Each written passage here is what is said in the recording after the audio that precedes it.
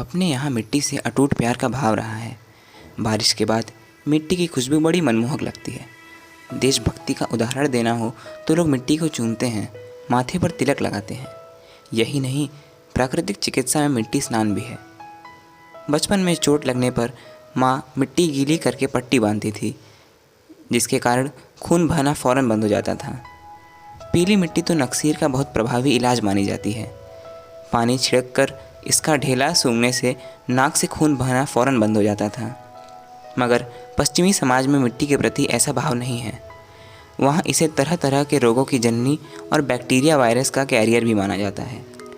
चूँकि हमारे मन में पश्चिमी विचार को लेकर एक सम्मान और हसरत का भाव है, इसलिए जो विचार वहाँ से किसी एजेंडा के तहत भी आता है, हम फ़ौरन उससे लपक लेते हैं।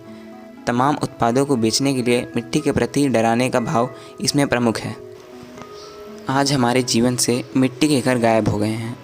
अब वे अमीरों के फार्म हाउस और मुंबई के मड आइलैंड जैसी जगहों पर ही देखने को मिलते हैं।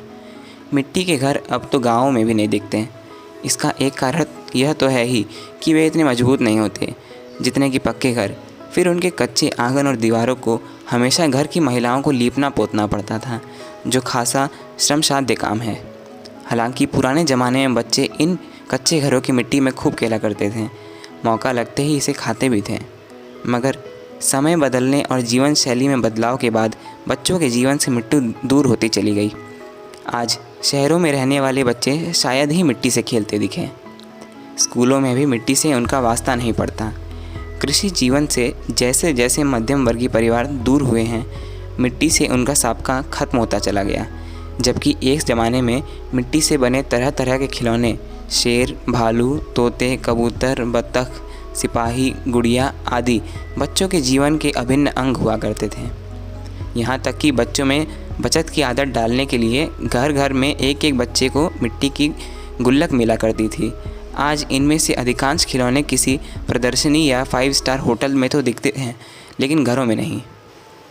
अब वैज्ञानिक शोध के आधार पर कहा जा रहा है कि जो बच्चे मिट्टी में खेलते हैं, उनकी इम्यूनिटी यानी रोग प्रतिरोधक क्षमता मजबूत होती है।